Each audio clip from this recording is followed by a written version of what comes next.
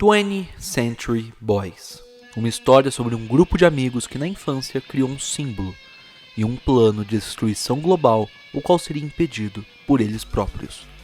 Aí entra o amigo, líder de uma seita que ascende cada vez mais ao poder, usando deste símbolo e deste plano para alcançar a dominação mundial. Vírus que fazem o sangue das pessoas serem drenados, um robô gigante que irá destruir todo o mundo na virada do milênio. É isso que Kenji e seu grupo de amigos, formados por Osho, Yoshitsune, Maruo, Yukiji, Monchan e Fukubei, precisam enfrentar no dia 31 de dezembro de 2000. É aqui que nossa história parou no último vídeo, com os amigos indo para impedir os planos do amigo. E se eles conseguiram? Não, eles falharam.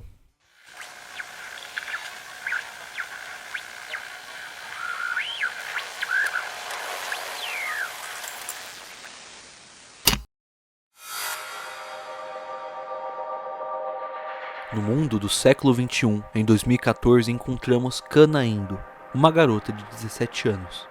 Ela trabalha como garçonete, é uma das melhores alunas de sua turma e ama escutar as músicas de seu tio. Ela é nossa protagonista daqui pra frente, então é melhor vocês irem se acostumando. Mudar protagonistas em uma história é sempre difícil. Saltos temporais são ainda mais difíceis.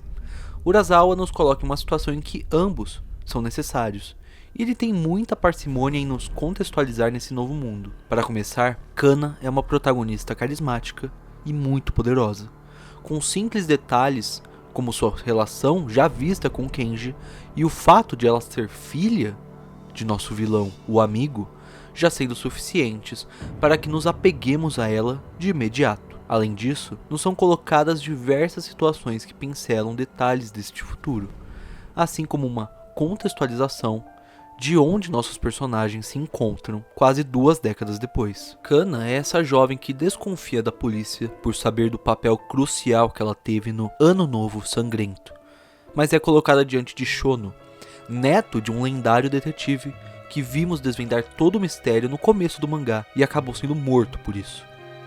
O amigo está presente em todo mundo, como uma espécie de líder supremo do Japão e uma figura universal por sua bondade e heroísmo, a qual nós sabemos serem falsas. Quando um mangaka escreve uma história muito semelhante a esta, ele é preso como se estivesse cometendo um crime hediondo. É a partir dele que somos recontextualizados e encontramos novos e antigos personagens também. Yuriko é a primeira sobrevivente que encontramos.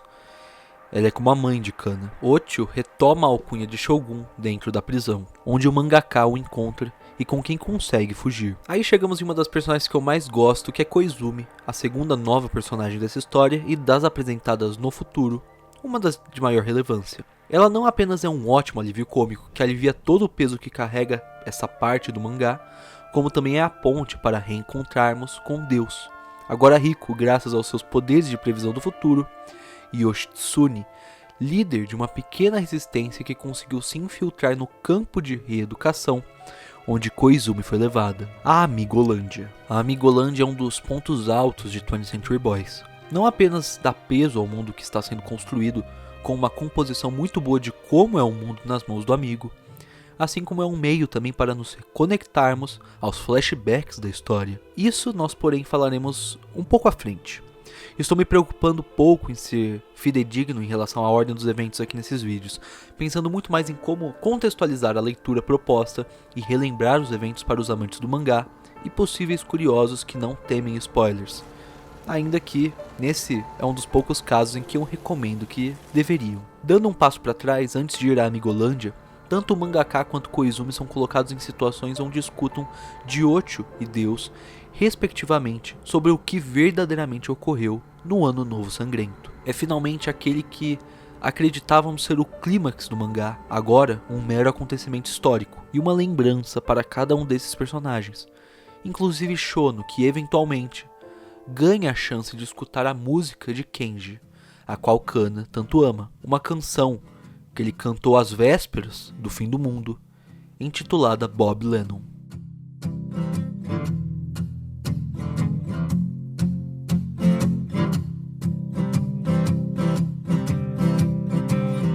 日が暮れてどこからかカレーの匂いがしてる O Ano Novo Sangrento era para ser o clímax de 20th Century Boys, mas nós fomos roubados disso. E agora temos que lidar com o fato de que é apenas mais um passado. Assim como anteriormente, a infância de nossos protagonistas eram o passado. É história, como eram os flashbacks. E sabemos que daquela prometida vitória e triunfo contra o mal, tudo acabou na derrota de nossos protagonistas. Os nossos heróis falharam, e o mundo do século XXI que agora encontramos são as consequências da falha. O nosso herói da guitarra falhou. Acompanhamos o verdadeiro desfecho da primeira parte de 20th Century Boys, enfim. Como cada um dos heróis se dividiu pela cidade, Kenji e Fukubei encontram-se com um amigo apenas para que Fukubei morra ao tentar confrontá-lo, e perceber que o homem por trás da máscara não é Sadakio. Sadakio, até então, era o principal suspeito por trás da máscara do amigo, o único no passado deles, sempre comentado e nunca presente. Mas resta apenas desolação, uma vez que Fukubei é o primeiro a morrer. Essa morte não é a única do grupo, porque Monchan nos revela a verdade por trás de sua aliança aos amigos de Kenji. Essa é a sua tentativa de dar sentido a uma vida que já perdeu sentido. Monchan sofre de uma doença terminal e não lhe resta muito tempo. Então, bem, qual é o mal nessa situação de tentar salvar o mundo? Monchan e Yukiji se afastam de todo o caos.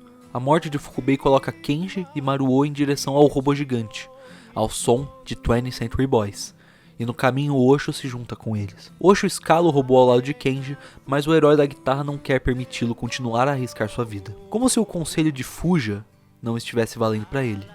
Faz sentido, ele é o nosso herói. Kenji é invencível. Aí ele alcança o centro de controle do robô gigante, o qual está vazio. O amigo lhe encontra no caminho, no topo do totem da Expo, e revela sua identidade para Kenji. Mas nós não vemos isso acontecendo, não vemos seu rosto, nós não vemos mais nada. O robô é destruído, o Partido da Amizade apresenta ao mundo a vacina desenvolvida por eles, e o amigo vence. Resta apenas para Kana e Shono escutarem a música de Kenji.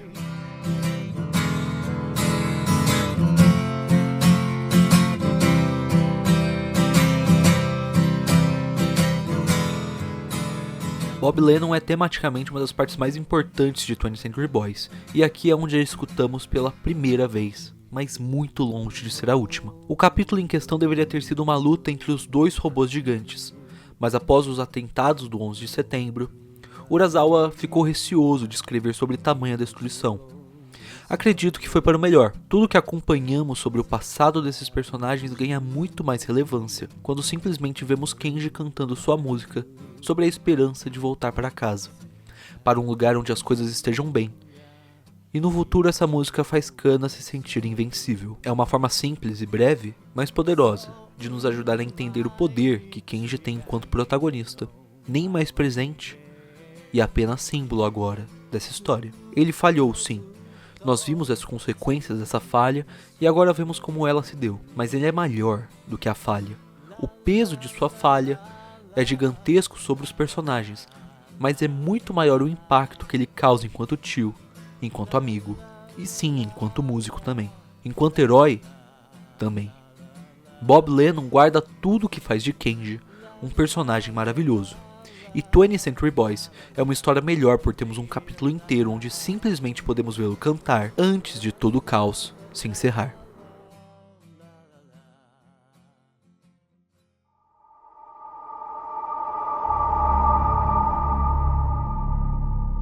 De volta a Amigolândia.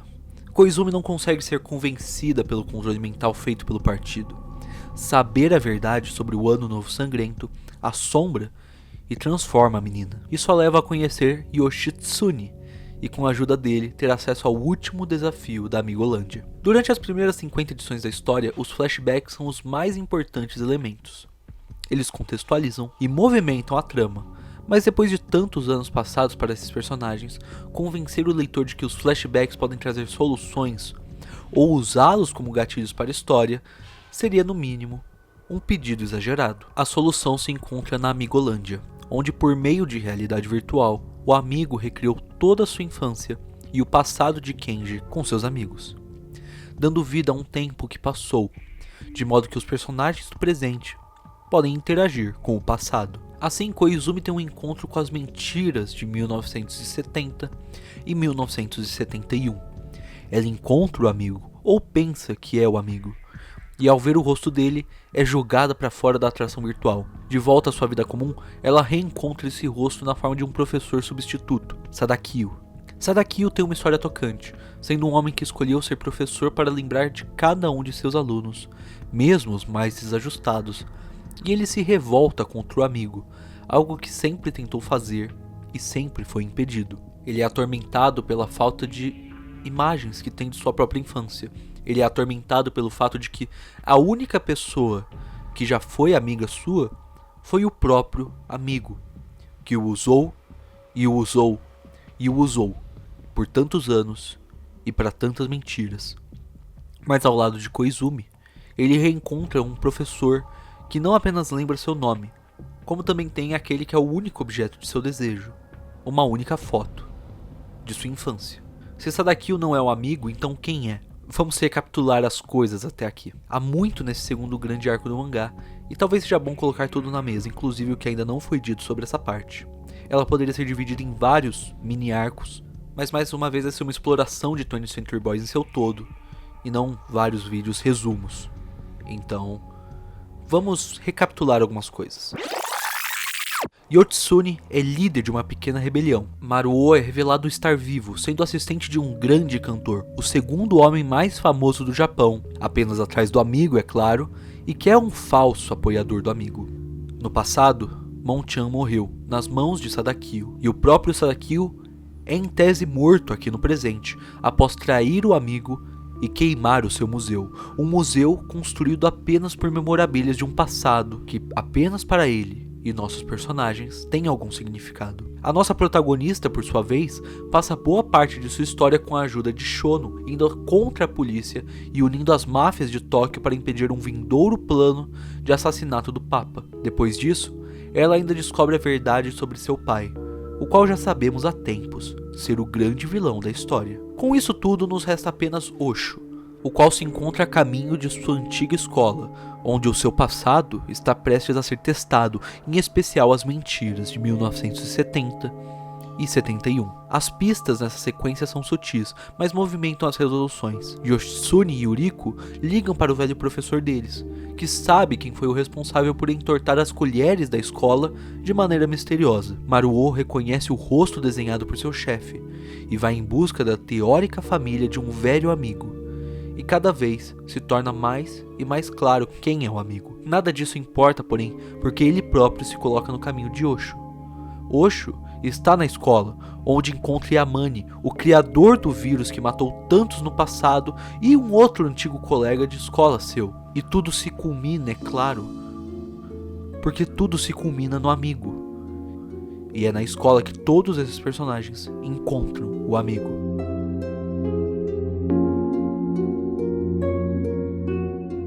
Você? Quem é você? Não sabe? Mas eu me lembro tão bem. Lembro-me daquele verão quente. O cheiro do mato, a luz, as sombras. Quem é você? Ora, calma. Há muitas armadilhas no mato. Cuidado com os pés. É preciso entrar com muita calma para que ninguém ouça.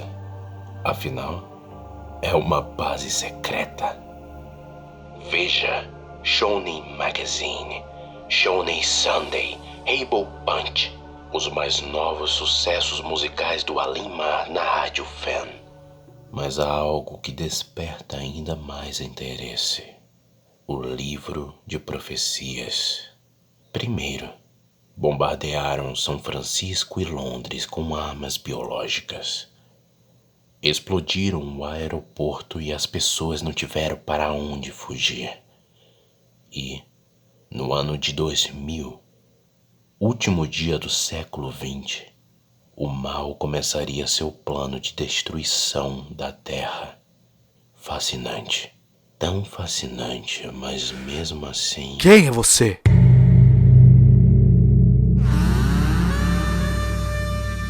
Eu sou Collins, Apolo 11. Enquanto Armstrong e Aldrin caminhavam sobre a lua, eu fiquei sentado, observando. Apenas observando. Pobre Tenente Collins. Ninguém prestava atenção em mim. Entortei todas aquelas colheres, mas o professor fez todos fecharem os olhos e pediu que o responsável levantasse a mão. E eu a levantei, mas todos estavam de olhos fechados. Não souberam que fui eu. Alguém, olhe para mim. Olhem! Surpreendam-se com aquele terrível Teru Bozu em pleno ar. Alguém, por favor. Alguém, por favor, alguém. Grite. Corra de medo.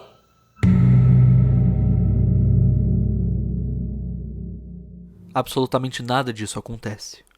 O que acontece é que Yamane atira no amigo e o nosso grande vilão morre, sem mais nem menos, sem cerimônias, e debaixo da máscara está o rosto de Fukubei. Anticlimático, não é? Sim, com absoluta certeza. O sentimento que fica aqui é de incerteza.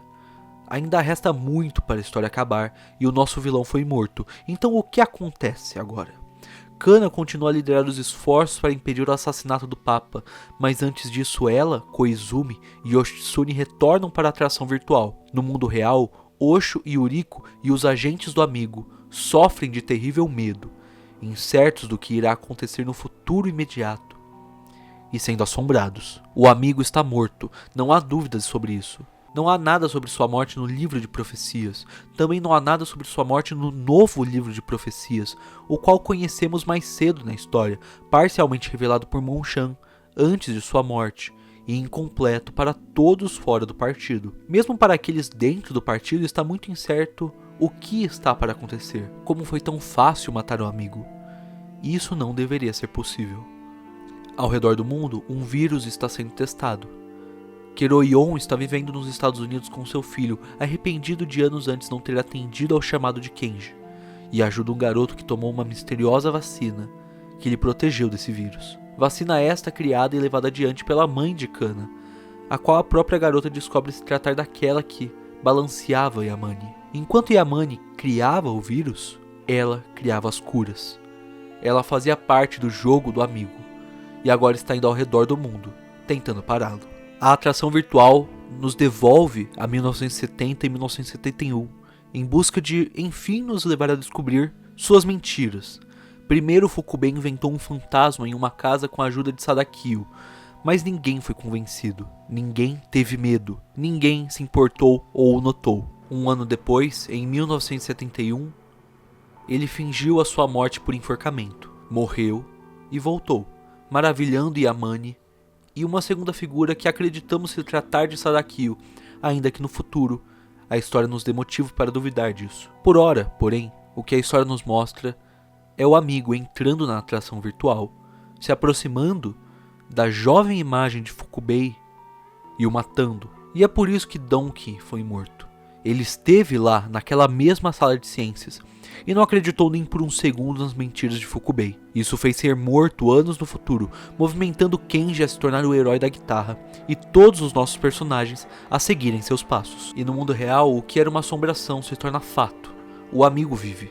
Ninguém acredita, ninguém sabe como, mas no dia em que o atentado contra a vida do Papa está prestes a acontecer, é também o dia em que o Papa está diante do corpo falecido do amigo e o abençoa. Um tiro é dado, mas quem o recebe é o amigo, que está vivo, que está bem, trazido de volta à vida diante dos olhos de milhares, consagrado como um Deus. Ao fim do novo livro de profecias, há uma promessa de que o mundo cairá em caos. Ao redor de todo mundo, um novo vírus é liberado, e o amigo enfim se torna senhor deste mundo.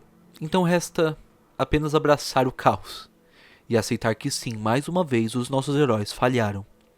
Como dito, é um mangá extenso. Em um único vídeo, falar sobre esse segundo ato inteiro é um trabalho hercúleo, e que não faz jus aos eventos por si só, mas nos ajuda a pôr em perspectiva todo o caos em que o mundo foi colocado e como é sufocante o trabalho de corrigi-lo.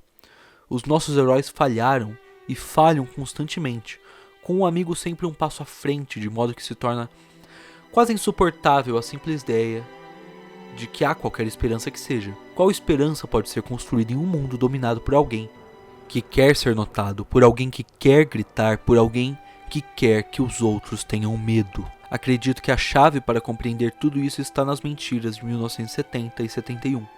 Como esses dois eventos contrastam as falhas do Ano Novo Sangrento. No passado, Fukubei só queria ser notado, e cometeu 2 erros nesse processo. Essa falha o fez criar uma cópia, porque tudo o que ele queria era ser como Kenji, ter os amigos de Kenji, ser notado, respeitado como líder, como Kenji. E nada em sua vida foi definido por algo além da inveja e da raiva perante essa única pessoa.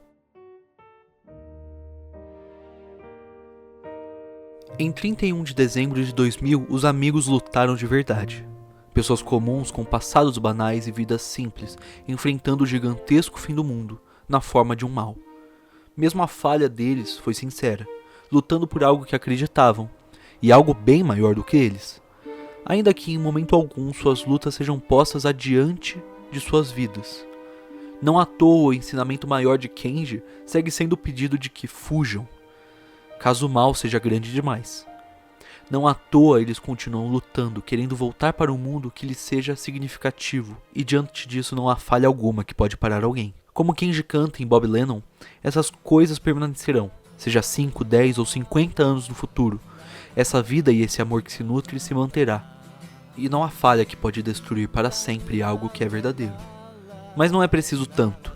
O próximo e final arco de 20th Century Boys abre 3 anos no futuro, com a promessa de um retorno triunfante de um já conhecido herói da guitarra, vindo de óculos escuros e com seu violão, vindo de algum lugar, indo para algum outro, confrontar cada uma de suas próprias falhas.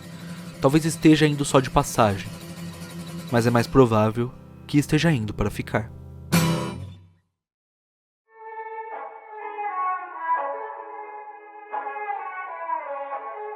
Então é isso, pessoal, esse é o vídeo de hoje, segunda parte das 4 sobre 20th Century Boys. Os próximos vídeos a gente vai tentar trazer mais cedo aqui, realmente é um conteúdo muito extenso, é uma história muito extensa, são muitas edições, da forma como a gente pensou em fazer, é realmente não em busca de um resumo, mas em busca de pegar a totalidade de 20th Century Boys e apresentar para vocês que já leram ou que ainda estão interessados em ler. Então é isso, espero que tenham curtido o vídeo, espero que se interessem nas próximas partes. Tem vários vídeos sobre o Urasawa aqui no canal, deve ser uma das nossas playlists mais extensas, então corram atrás, espero que curtam, se inscrevam aqui no canal, curtam o vídeo e, como sempre, mais importante, continuem com as suas leituras.